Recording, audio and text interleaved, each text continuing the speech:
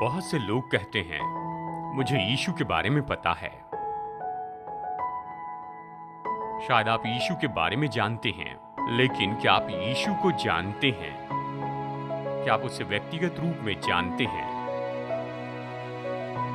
यीशु का अध्ययन जैसे नए नियम के वचनों में हम पर प्रकट किया गया है, ये दिखाता है कि वो केवल एक मनुष्य से बहुत बढ़कर है, एक शहीद से बढ़कर, एक क्रांतिकारी से बढ़कर, एक चलन से बढ़कर और सुपरस्टार से भी बढ़कर। तो यीशु कौन है?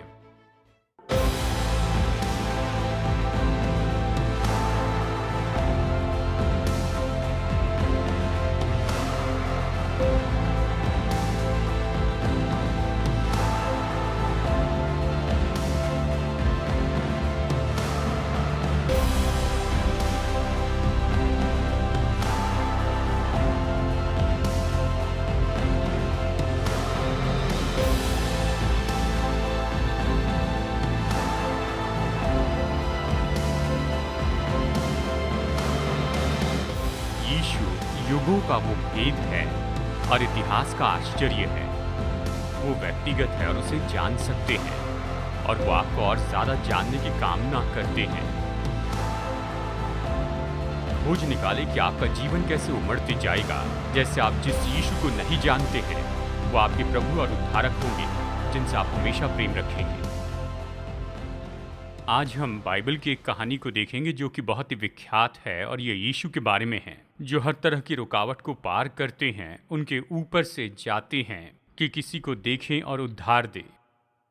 ये कहानी है जहां हमारी प्रभु की मुलाकात एक स्त्री से होती है। इसे आमतौर पर कुएं के पास की स्त्री या फिर सामरी स्त्री की कहानी कहते हैं, और ये हमारे लिए बाइबल में लिखी गई है यूहन्ना अध्याय 4 के पहले 30 वचनों में।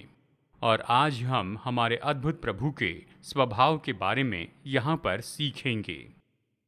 सबसे पहले प्रभु हमें कैसे खोजते हैं, यूहन्ना अध्याय 4 के पहले 9 वचनों में देखिए।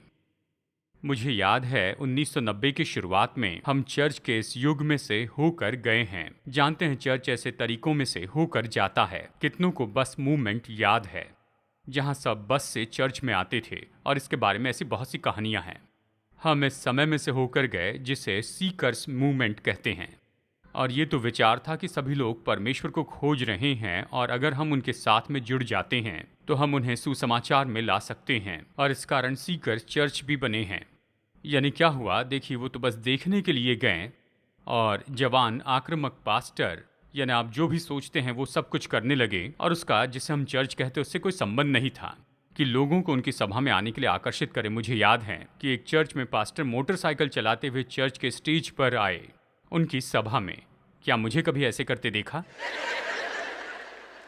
मुझे याद है उन दिनों में जैसे मैं जगह जगह पर यात्रा करके प्रचार करता था, लोग मुझसे पूछते क्या shadow mountain Sikar sensitive church है, या सीकर्स चाहने वाले लोग हैं, शैडो माउंटेन किस तरह का चर्च है। एक दिन जब मैं बाइबल पढ़ रहा था तो मैंने ये वचन पढ़े रोमियो 3:11 में, कोई समझदार नहीं, कोई परमेश्वर का खोजने वाला नहीं। सब लोग कीजिए। बाइबल बताती है कि पापी लोग परमेश्वर को खोजते हैं। आइए इसे हम अच्छे से समझ लेते हैं। और ये भी बताती है कि परमेश्वर पापियों को खोजते हैं। जब इन दोनों को एक साथ रखते हैं तो ये बहुत ही स्पष्ट होता है कि केवल एक ही तरीके से हम उसे खोज सकते हैं, अगर वो हमें पहले खोजे तो। ये प्रेम के जैसे, हम उससे इसीलिए प्रेम करते हैं क्योंकि उसने पहले हमसे प्रेम रखा है। लूका 19:10 हमें बताता है कि सच में ये कैसे काम करता है। हमारे प्रभु यीशु जैसे इस पृथ्वी पर आए, उसका मिशन स्टेटमेंट यही था। लूका 19:10, क्योंकि मनुष्य का पुत्र खोए हुए लोगों को ढूंढने और उनका उद्धार करने आया है।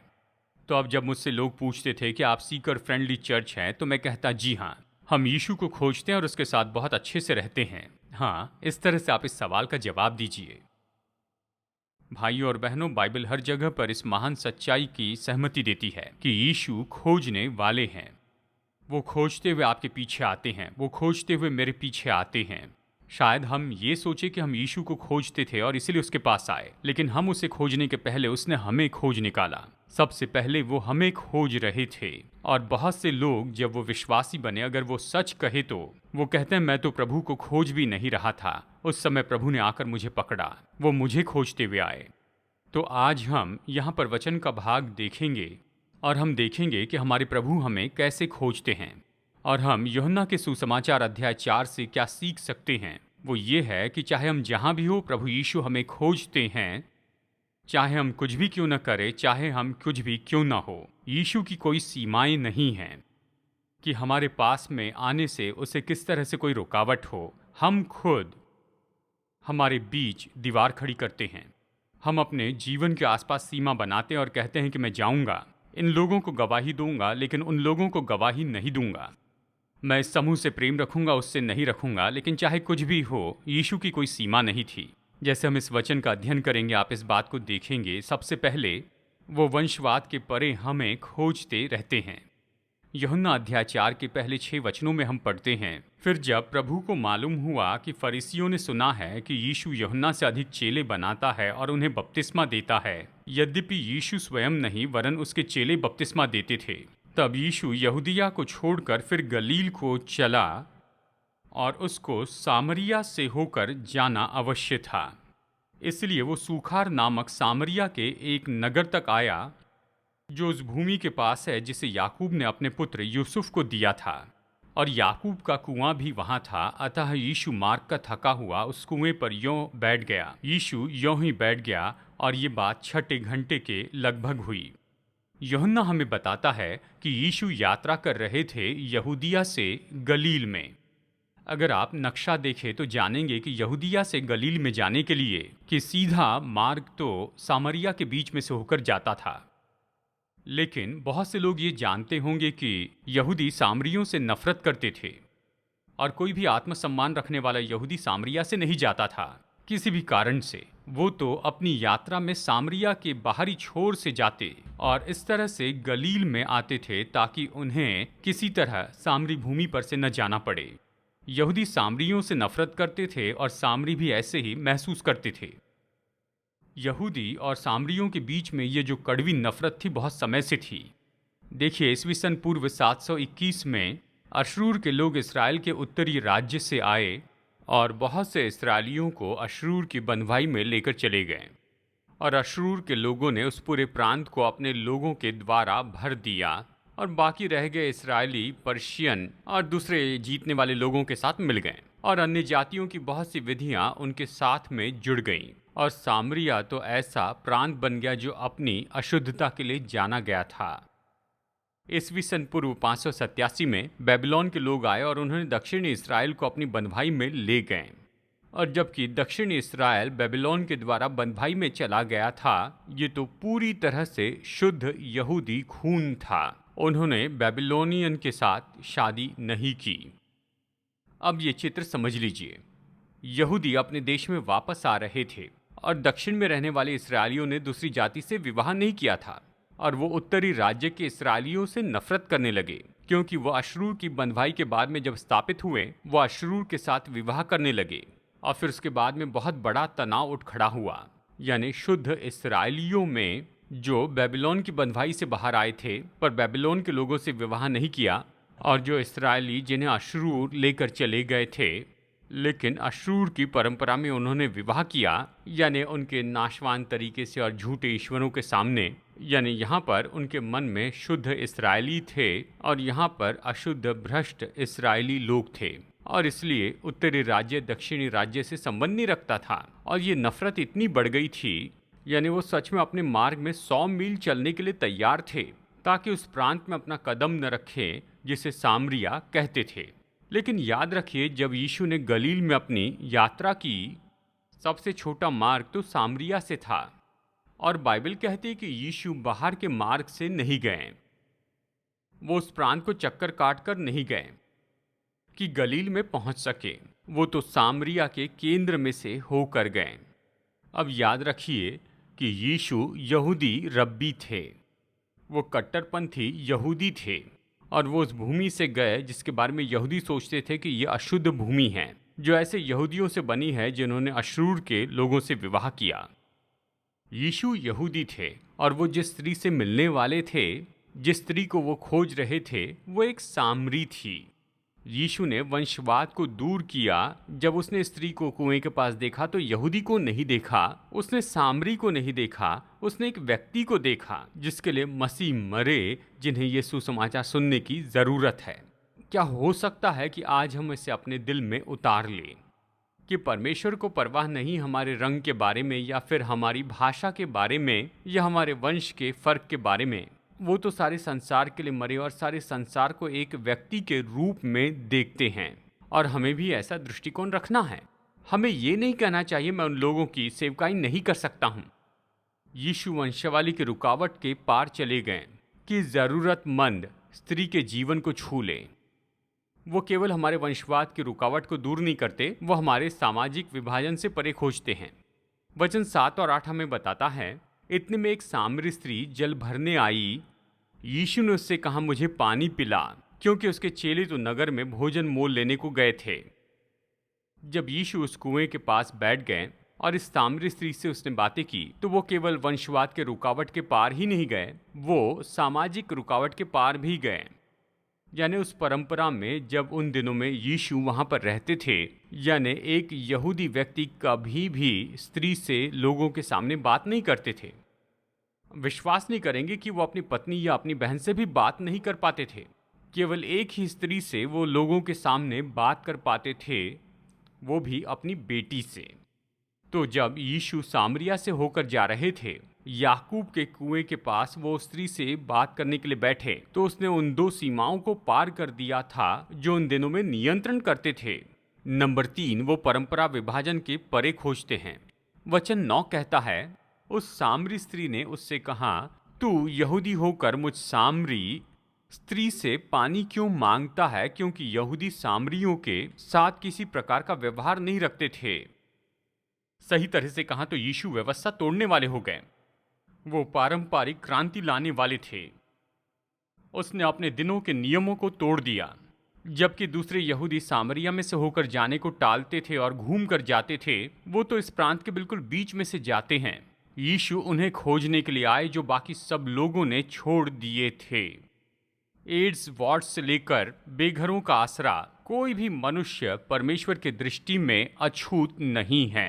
वो इसलिए नहीं आए कि उसकी पीठ थपथपाए और उसके पीछे भागे, लेकिन वो इसलिए आए कि खोए हुओं को खोजे और उद्धार दे। और यीशु के लिए केवल यही मायने रखता है।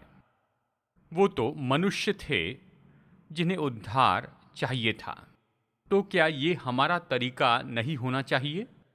क्या हम इस संसार को इस तरह से न देखें, इन स्त्री और पुरुषों को जो खोए हैं, जिन्हें मसीह की ज़रूरत है, और जाने कोई बात मायने नहीं रखती, बस एक ही बात है, उन्हें यीशु दिखाएं, यीशु के बारे में बताएं, स्वर्ग में जाने में उनकी मदद कीजिए। यीशु ने ऐसा ही किया। फिर अंत में शायद ये सबसे महत्वपूर्ण होगा, वो वंशवाद के परे हमें खोजते हैं, सामाजिक विभाजन के परे, पारंपरिक विभाजन के परे, और अंत में नैतिक विभाजन के परे खोजते हैं। अब यीशु इसलिए नहीं आए कि पवित्र लोगों को उद्धार दे। यीशु तो पापियों को उद्धार देने के लिए आए थे। बाइबल कहती कि मैं धर्मियों को नहीं, लेकिन पापियों को पश्चाताप के लिए बुलाने के लिए आया हूं। चलिए रुक कर मैं आपको ये बता दूं कि यीशु के बारे में ये बात शायद आप नहीं जानते हैं। यही तो मसीही आस्था के बारे में बहुत अद्भुत बात है। और यहीं पर तो मसीहत तो बाकी सभी आस्थाओं से बिल्कुल अलग है। यहाँ तक कि यहूदी विचारधारा में पापी प्रभु के पास आता है, प्रभु पापी को स्वीकार करेंगे। लेकिन यहूदी विचारधारा ये नहीं सिखाती कि परमेश्वर एक चरवाहे के जैसे जंगल में गए कि खोए हुए को खोजे। और ना ही कोई आस्था सिखाती है, केवल मसीहत सिखाती है। परमेश्वर ने मसीह में और पवित्र आत्मा के द्वारा कि जरूरतमंद लोगों तक पहुँचे। शायद आप इस यीशु को नहीं जानते हैं। उसने खुशी से हर एक रुकावट तोड़ी, नए मित्र बनाने के लिए वंशवाद, सामाजिकवाद, पारंपरिक और नैतिकता की बात, ताकि वो खोए हुओं को ढूंढे और उद्धार दे। यीशु कैसे हमें खोजते हैं? अगर हम यीशु के जैसे खोए हुओं को खोजने लगे तो हमें जयवंत होना होगा। सारी रुकावटों पर और हमें यरूशलेम, यहूदिया और सामरिया में जाना होगा और पृथ्वी की छोर तक हमें ऐसा ही करना होगा, यीशु मसीह के उस महान प्रेम के द्वारा विवश होकर। यानी यीशु हमें इस तरह खोजते हैं और हमें दूसरों को ऐसे ही खोजना है। देखिए यीशु हमें कैसे उद्धार देते हैं। यूहन्ना 4 की ये कहानी आगे बढ़ती है। सबसे पहले वो हमारी मानवता जैसे हो गए। याकूब के कुएं पर जब यीशु सामरी स्त्री से मिले तो सबसे पहले उसने उससे पानी मांगा। वचन 6 कहता है, अतः यीशु मार्ग का थका हुआ उस कुएं पर यूं ही बैठ गया। उसने चेलों को भोजन खरीदने के लिए भेजा था, तो यीशु भूखे प्यासे और थक गए थे। और यीशु की मानवता इससे बढ़कर स्पष्ट रूप में और क्या देखी जा सकती थी। इस कारण सामरी स्त्री उससे अच्छे से जान पाई, परमेश्वर के रूप में नहीं परंतु संगी मनुष्य के रूप में, जिसे कुछ पानी और थोड़ा विश्राम चाहिए था। कितने लोग जानते हैं जब परमेश्वर हमें अपना प्रेम भेजना चाहते हैं स्वर्ग से, तो वो किसी किताब में नहीं भेजते, न अपनी पवित्र आत्मा में भेजते हैं। वो अपना प्रेम भेजते हैं किसी मनुष्य के द्वारा, ऐसा व्यक्ति जो बिल्कुल हमारे जैसे हो। वो इस पृथ्वी पर जिए और चले, जैसे हमने पहले अध्ययन किया। वो स्वर्ग में अनंत काल के लिए मानवता में रहेंगे। और परमेश्वर ने यही किया, उसने किसी को भेजा कि वो उसका प्रेम हमारे साथ बांटे। और उसने वो वरदान इस तरह से भेजा कि हम उसे अच्छी तरह पहचान सके। हम यीशु के साथ जुड़ जाते हैं। जैसे हम खुद को देखते हैं वैसे उसे देखते हैं, लेकिन उसमें पाप नहीं था। तो यीशु उस दिन कुएं के पास में बैठते हैं और अपनी मानवता में इस स्त्री को भी वहां पर देखते हैं। पिता ने अपने पुत्र को इस संसार में भेजा ताकि हम उसके साथ अपनी पहचान कर सके। कितने लोग जानते हैं कि यीशु के पास में पूरा अधिकार था कि उस दिन अपने पूरे ईश्वरीय प्रताप के द्वारा उस स्त्री को डरा दिया होता और उससे बिल्कुल बातचीत नहीं की होती, और वो तुरंत वहां से निकलती और अपने नगर में वापस लौट जाती। परमेश्वर उसके सामने उस तरह से प्रकट हुए जिसे वो पहचान सके और उसके साथ जुड़ सके, और वो परमेश्वर हम तक ऐसे ही आते हैं। अब हमें दूसरों के पास जाना है। ऐसे नहीं कि हम तो तुमसे बहुत बेहतर हैं, हमें तुम्हें बताना होगा कि तुम कितने पाप में हो ताकि तुम हमारे जैसे विश्वासी हो सको। इस तरह आप किसी को मसीह के लिए नहीं जीत सकते हैं। आप अपनी मानवता में उनके साथ जुड़ जाते हैं। आप उनकी ज़रूरतों के बारे में, उनकी कश्मकश के बारे में पूछते हैं, और आप तो उनके जीवन में दिलचस्पी दिखाते हैं। दूसरी बात, वो हमारी जिज्ञासा को न्योता देते हैं। यीशु ने उत्तर दिया, यदि तू परमेश्वर के वरदान को जानती और ये भी जानती कि वो कौन है जो तुझसे कहता है मुझे पानी पिला, तो तू उससे मांगती और वो तुझे जीवन का जल देता। स्त्री ने उससे कहा, है प्रभु, तेरे पास जल भरने को कुछ नहीं और कुआं गहरा है, तो फिर वो जीवन का जल तेरे पास कहाँ से आया? क्या तू हमारे पिता याकूब से बड़ा है जिसने हमें ये कुआं दिया और आप ही अपनी संतान और अपने पशुओं समेत इसमें से पिया? यीशु ने उसको उत्तर दिया, जो कोई ये जल पिएगा वो फिर प्यासा होगा, परंतु जो कोई उस जल में से पिएगा जो मैं उसे दूंगा वो फिर अनंत काल तक प्यासा ना होगा, वरन जो जल मैं उसे दूंगा वो उसमें एक सोता बन जाएगा जो अनंत जीवन के लिए उमड़ता रहेगा। वो कुएं के पास इस तरह बातचीत कर रहे थे और यीशु ने उसे ऐसे जल के बारे में बताया जिसके कारण वो फिर कभी प्यासी न होगी, और उसने मानो इसे बहुत स्पष्ट रीति से बताया। वो सुसमाचार प्रचार करने के लिए अपने आसपास की चीज़ों का अच्छे से उपयोग करते थे। वो दोपहर में पानी भरने के लिए आई क्योंकि समाज की दूसरी स्त्रियां उससे संबंध नहीं रखती थी उसके भूतकाल के कारण, और यीशु ऐसे जल के बारे में बता रहे थे जो सदा के लिए उसकी प्यास बुझाने वाला था। वो शारीरिक जल के बारे में सोचने लगे कि अवश्य अगर मुझे ये जल मिल जाए तो बार बार पानी भरने के लिए यहाँ आना न पड़ेगा। लेकिन यीशु बड़े धीरज से उससे बातें कर रहे थे, शारीरिक उदाहरण का उपयोग कर रहे थे कि आत्मिक सच्चाई को समझा कर बताएं। और तीसरी बात, वो हमारी ईमानदारी पर जोर देते हैं। आप कहेंगे, लोग कैसे जानेंगे कि उन्हें मसीह की ज़रूरत है? यहाँ यीशु को देखिए। स्त्री ने उससे कहा, हे प्रभु, मुझे ये जल दे ताकि मैं प्यासी न हों और न जल भरने को इतनी दूर आऊं, मैं यहाँ आना नहीं चाहती हूँ। और यीशु ने उससे कहा, जा अपने पति को यहाँ बुला ला। ओहो! स्त्री ने उत्तर दिया, मैं बिना पति की हूँ। यीशु ने उससे कहा, तू ठीक कहती है, तू बिना पति की है, क्योंकि तू 5 पति कर चुकी है और जिसके पास अब तू है वो भी तेरा पति नहीं। ये तूने सच ही कहा है। और यहाँ पर ये सबसे महत्वपूर्ण बात थी यूहन्ना के सुसमाचार में। और स्त्री ने उससे कहा, हे प्रभु, मुझे लगता है कि तू भविष्यवक्ता है। कोई मजाक नहीं। मतलब इस व्यक्ति ने उसके जीवन के बारे में सब कुछ बताया और उसने उत्तर दिया, देखिए मैं ऐसा अनुमान लगाती हूं, मुझे लगता है तुम भविष्यवक्ता हो।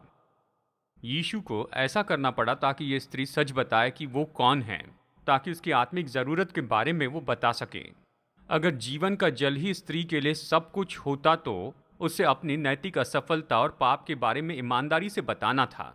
अगर वो परमेश्वर की क्षमा की सराहना करना चाहती है तो अपने जीवन के बारे में सच बताना था। मैं आपको बताऊं मेरे भाइयों और बहनों, जो भी मसीह विश्वासी होना चाहता है उसे इच्छा रखनी है कि परमेश्वर के सामने अपने पापों का अंगीकार करें। जो व्यक्ति अपने पापों का अंगीकार नहीं करता वो मानो ये कहता है मुझ में कोई पाप नहीं है, और जिस व्यक्ति में कोई पाप नहीं है उसे उद्धारक की जरूरत नहीं। और इसीलिए महत्वपूर्ण है कि जब आप मसीह के पास आते हैं तो आप जान ले कि आप एक पापी हैं। और बाइबल हमें ये बहुत ही महत्वपूर्ण वाक्य बताती है कि सब ने पाप किया और परमेश्वर की महिमा से रहित हैं। आप कहेंगे पास्टर जर्मया, पाप का मतलब क्या है? जहां परमेश्वर की महिमा से रहित हो जाते हैं कि आप उस स्तर को चूक जाते हैं।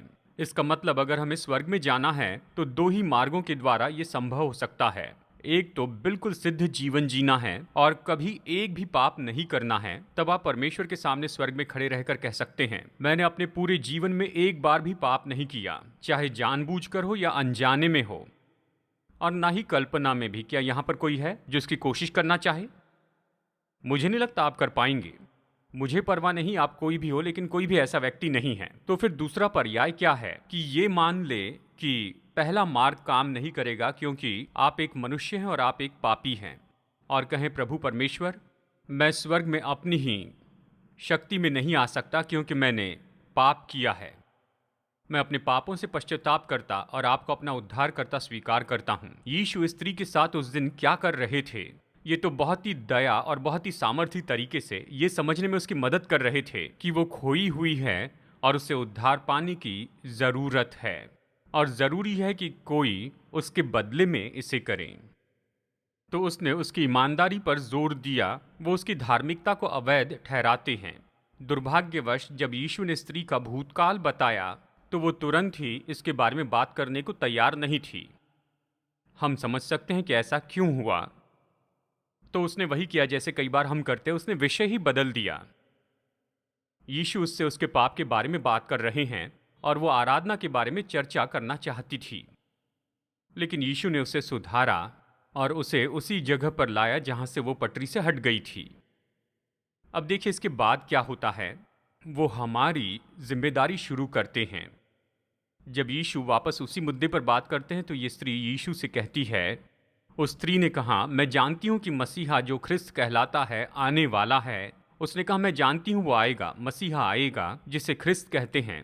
जब वो आएगा तो हमें सब बातें बता देगा। दूसरे शब्दों में, मैं यहाँ पर बातचीत नहीं करती रहूंगी, मैं मसीहा का इंतजार करूंगी, और जब मसीहा आएगा तब हमारी बातचीत यहीं पर रुक जाएगी और हम जानेंगे कौन सही है और कौन गलत है। और यीशु ने बिल्कुल उसकी ओर देखा और उससे कहा, मैं जो तुझसे बोल रहा हूं वही हूं। आप बाइबल में ऐसे पल के बारे में कहते हैं।